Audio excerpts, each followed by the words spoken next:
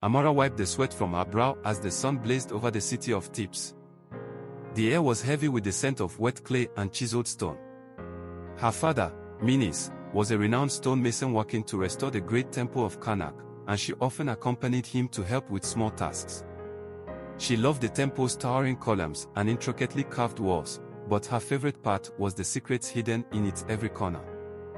That morning, Amara had been tasked with cleaning the base of a weathered pillar when she noticed something strange. A section of the wall near the pillar had a faint crack running through it, unlike the smooth surface of the surrounding stone. Curious, she pressed against it.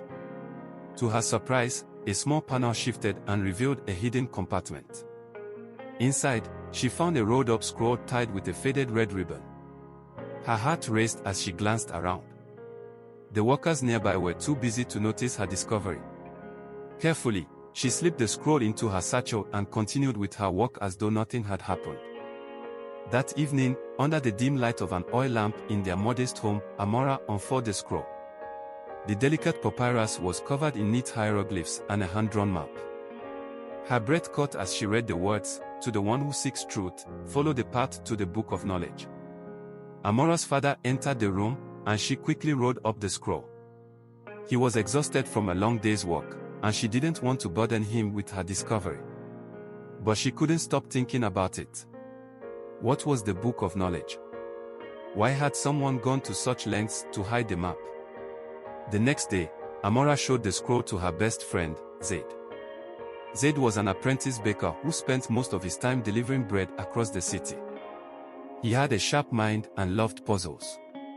As soon as he saw the map, his eyes lit up. "We have to follow it," he said, his voice barely above a whisper. "But what if it's dangerous?" Amara asked, though deep down, she was just as eager. "Dangerous or not, we can't let this go," Zayd said. "Think about it, Amara.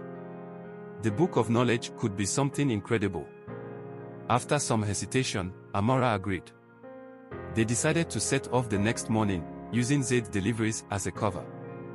Their journey began with the first clue on the map, a series of symbols that led them to the bustling market square.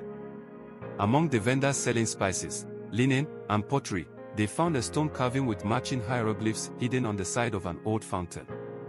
The symbols directed them to the banks of the Nile, where they hired a small fishing boat to take them upriver. As they sailed, Amara felt a mix of excitement and unease. The Nile was vast and teeming with life, from the papyrus reeds swaying in the breeze to the distant sight of fishermen casting their nets. Zayd studied the map while Amara kept an eye out for landmarks. Their next stop was an abandoned temple partially buried in sand. The map indicated that they had to enter the temple to find the next clue. Inside, the air was cool and heavy with the scent of ancient stone. Amara's heart pounded as they explored the dark corridors, their footsteps echoing. In a small chamber, they found a pedestal with a carved inscription.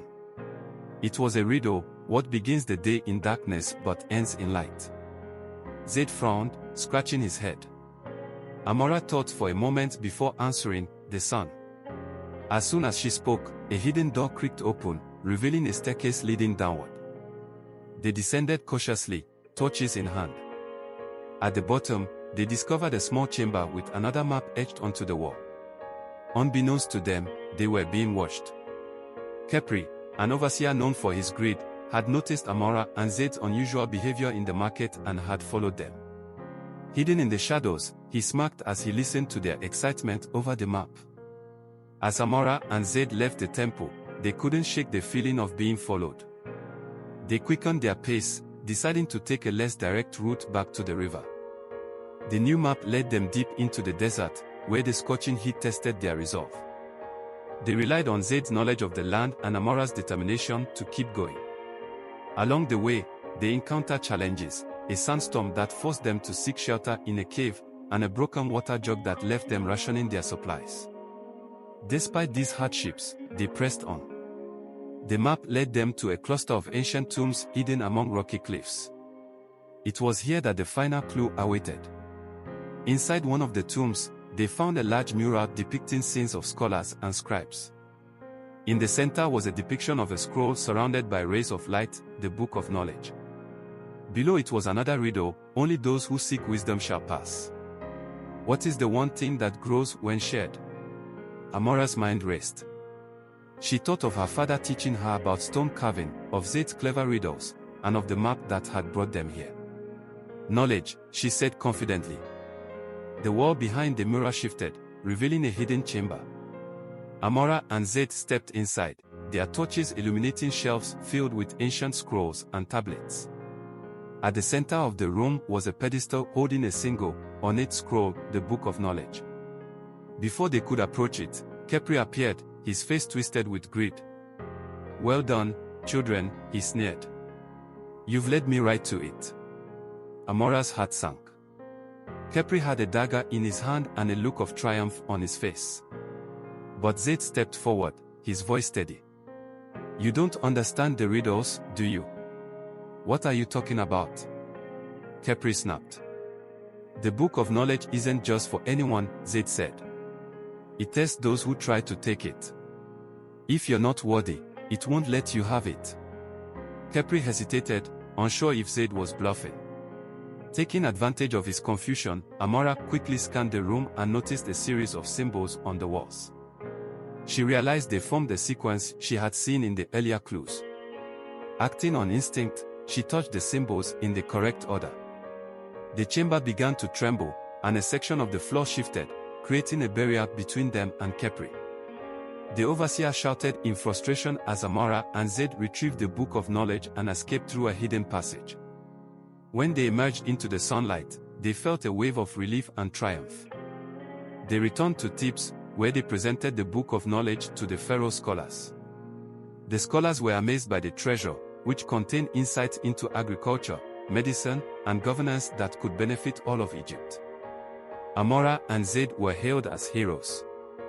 Minis received royal recognition for his craftsmanship, and their lives improved significantly. But more than that, Amara and Zayd had learned the true value of courage, friendship, and the power of knowledge. As they stood by the Nile, watching the sun set over the horizon, Amara turned to Zayd and smiled. "I think we've just written our own chapter in history."